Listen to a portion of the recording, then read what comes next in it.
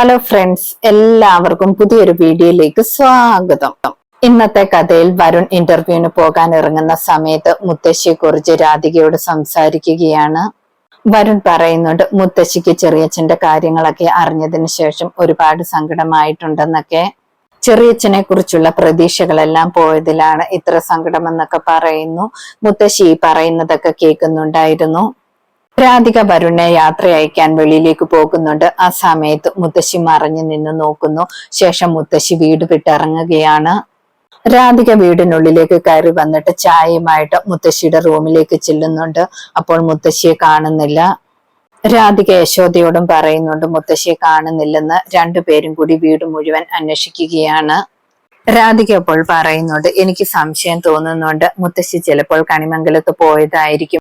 ഇന്നലെ ചെറിയച്ഛനെ കുറിച്ചുള്ള കാര്യങ്ങളൊക്കെ അറിഞ്ഞതിന് ശേഷം മുത്തശ്ശി ഒരുപാട് സങ്കടത്തിലും ദേഷ്യത്തിലുമൊക്കെയാണെന്ന് പറയുന്നു. യശോദ അപ്പോൾ പറയുന്നുണ്ട് പത്മിനിയെ വിളിച്ച് ചോദിക്കാനെന്ന്, അല്ലെങ്കിൽ മോളൊന്ന് പോയിട്ട് വരാനെന്നൊക്കെ പറയുന്നു. അതേ സമയത്ത് ജയഭാരതി മുത്തശ്ശി കണിമംഗലം ലക്ഷ്യമാക്കി നടക്കുകയാണ്. ചന്ദ്രശേഖർ സാറെ വിളിച്ചിട്ട് ചോദിക്കുന്നുണ്ട് വരുണിന്റെയും രാധികയുടെയും കാര്യത്തിൽ എന്താണ് തീരുമാനം എടുത്തിരിക്കുന്നത്, എന്റെ സഹായം ഒന്നും വേണ്ടെന്നൊക്കെ ചോദിക്കുന്നു. സാറെ അപ്പോൾ പറയുന്നുണ്ട് ചന്ദ്രശേഖറിന്റെ സഹായം ഒന്നും വേണ്ട, എനിക്ക് ഒറ്റയ്ക്ക് ചെയ്യാനുള്ള കാര്യമാണിത്, ഞാൻ ഒറ്റയ്ക്ക് ചെയ്തോളാം, അതിനാരെയും കൂട്ടുവേണ്ട എന്നൊക്കെ പറയുന്നു. തുടർന്ന് കാണിക്കുന്നത് ചന്ദ്രശേഖർ മൊബൈൽ നോക്കി കണിമംഗലത്ത് ഇരിക്കുകയാണ്. ആ സമയത്ത് വീടിനുള്ളിലേക്ക് ജയഭാരതി മുത്തശ്ശി കയറി വരുന്നു. ജയഭാരതി മുത്തശ്ശിയുടെ കയ്യിൽ ഒരു കത്തി കിട്ടുന്നുണ്ട്. ആ കത്തിയുമായിട്ട് ചന്ദ്രശേഖറിന്റെ അടുത്തേക്ക് വന്നിട്ട് ചന്ദ്രശേഖറിനെ കുത്താനായിട്ട് ഓങ്ങുന്നുണ്ട്. പക്ഷെ സ്വന്തം മകനെ കുത്താനൊന്നും മുത്തശ്ശിക്ക് പറ്റുന്നില്ല. മുത്തശ്ശിയുടെ കണ്ണ് നിറയുന്നുണ്ട്. കയ്യിൽ നിന്നും കത്തി താഴേക്ക് വീഴുന്നു. കത്തി താഴെ വീണ സൗണ്ട് കേട്ടിട്ട് ചന്ദ്രശേഖർ പെട്ടെന്ന് തന്നെ എഴുന്നേക്കുന്നുണ്ട്. മുത്തശ്ശി പറയുന്നുണ്ട് നിന്നെ കൊല്ലാൻ വേണ്ടി വന്നതാണ്, ഈ മഹാഭാവിയെ എനിക്ക് കൊല്ലാൻ പോലും പറ്റുന്നില്ലല്ലോ എന്നൊക്കെ പറയുന്നു. ചന്ദ്രശേഖർ ഉടനെ തന്നെ ആ കത്തി എടുക്കുന്നുണ്ട്. ആ കത്തി എടുത്തിട്ട് മുത്തശ്ശിയുടെ നേരെ ചൂണ്ടുകയാണ്.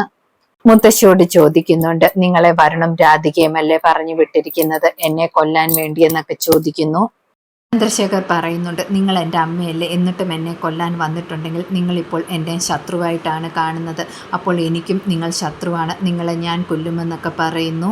മുത്തശ്ശിയെ കൊല്ലാനായിട്ട് കത്തി കൊണ്ട് ചെല്ലുമ്പോഴേക്കും പത്മിനി അവിടേക്ക് വരുന്നുണ്ട്. പത്മിനി ചോദിക്കുന്നുണ്ട് എന്താണ് ചന്ദ്രശേഖര കാണിക്കുന്നതെന്നൊക്കെ. അങ്ങനെ പറഞ്ഞിട്ട് പിടിച്ചു മാറ്റാൻ നോക്കുന്നുണ്ട്. ചന്ദ്രശേഖർ സമ്മതിക്കുന്നില്ല, എന്നെ കൊല്ലാൻ വേണ്ടി വന്നതാണ്, അതുകൊണ്ട് ഞാൻ ഇവരെ തീർക്കുമെന്നൊക്കെ പറയുന്നു. പത്മിനിയും പിടിച്ചു തള്ളുന്നുണ്ട്. മുത്തശ്ശി അപ്പോൾ ചന്ദ്രശേഖറിനോട് വേണ്ടാന്നൊക്കെ പറയുന്നുണ്ട്. പക്ഷെ ചന്ദ്രശേഖർ കേൾക്കുന്നില്ല. മുത്തശ്ശിയെ കൊല്ലാൻ വേണ്ടി കത്തി എടുക്കുകയാണ്. മുത്തശ്ശിയുടെ നേരെ കത്തി ഓങ്ങുമ്പോഴേക്കും ആ കൈ ആരോ പിടിക്കുന്നുണ്ട്. നോക്കുമ്പോൾ അത് രാധികയാണ്. രാധിക പറയുന്നുണ്ട് മുത്തശ്ശിയെ തൊട്ടു പോകരുതെന്ന്. ചന്ദ്രശേഖർ പറയുന്നുണ്ട് നീയും ഇങ്ങോട്ട് വന്നോ, നിന്നെ ഞാൻ ശരിയാക്കി തരാമെന്നൊക്കെ പറഞ്ഞിട്ട് ചന്ദ്രശേഖർ കത്തിയുമായിട്ട് രാധികയുടെ അടുത്തേക്ക് ചെല്ലുന്നു. രാധിക അപ്പോൾ തൊട്ടടുത്തായിട്ടിരിക്കുന്ന നിലവിളക്ക് വെച്ച് ചന്ദ്രശേഖറിനെ അടിക്കുകയാണ്. ചന്ദ്രശേഖറിന്റെ കൈ മുറിയുന്നു. ചന്ദ്രശേഖർ ഇതിനൊക്കെ പകരം നിന്നോട് വീട്ടിക്കൊള്ളാമെന്ന് പറഞ്ഞിട്ട് അവിടെ നിന്ന് പോകുന്നുണ്ട്. ആ സമയത്ത് ജയഭാരതി മുത്തശ്ശി ബോധം കെട്ടു വീഴുന്നു. യശോദയും പത്മിനിയും കൂടെ മുത്തശ്ശിയുടെ അടുത്തേക്ക് ചെല്ലുന്നുണ്ട്. മുത്തശ്ശി എഴുന്നേക്കാൻ എന്നൊക്കെ പറഞ്ഞിട്ട് കണ്ണ് തുറക്കുന്നില്ല. ഉടനെ തന്നെ രണ്ടുപേരും കൂടി ഹോസ്പിറ്റലിലേക്ക് കൊണ്ടുപോകുന്നു. മുത്തശ്ശിയെ പരിശോധിച്ചിട്ട് ഡോക്ടർ പറയുന്നുണ്ട് പെട്ടെന്നുണ്ടായ ടെൻഷൻ കൊണ്ടാണ് ബോധം കെട്ട് വീണതെന്ന്, കുറച്ചു നേരം ഉറങ്ങി കഴിയുമ്പോൾ ശരിയാകുമെന്നൊക്കെ പറയുന്നു. പത്മിനി രാധികയോട് ചോദിക്കുന്നുണ്ട് വരുണെ വിളിച്ചറിയിക്കണ്ടേ എന്നൊക്കെ. രാധിക ഇപ്പോൾ പറയുന്നുണ്ട് വരുൺ ഇപ്പോൾ ഇതറിഞ്ഞാൽ പിന്നെ ഇന്റർവ്യൂ പോലും അറ്റൻഡ് ചെയ്യത്തില്ല, അതെന്തായാലും അത് അറ്റൻഡ് ചെയ്യട്ടെ, അത് കഴിഞ്ഞ് അറിയിക്കാമെന്നൊക്കെ പറയുന്നു. തുടർന്ന് കാണിക്കുന്നത് സുകുമാരി അമ്മയും പ്രിയങ്കയുമാണ്. രണ്ടുപേരും ഒരാളുടെ കയ്യിൽ നിന്നും പൈസ വാങ്ങുകയാണ്. അതിനുള്ള എഗ്രിമെന്റിലൊക്കെ സൈൻ ചെയ്യുന്നു.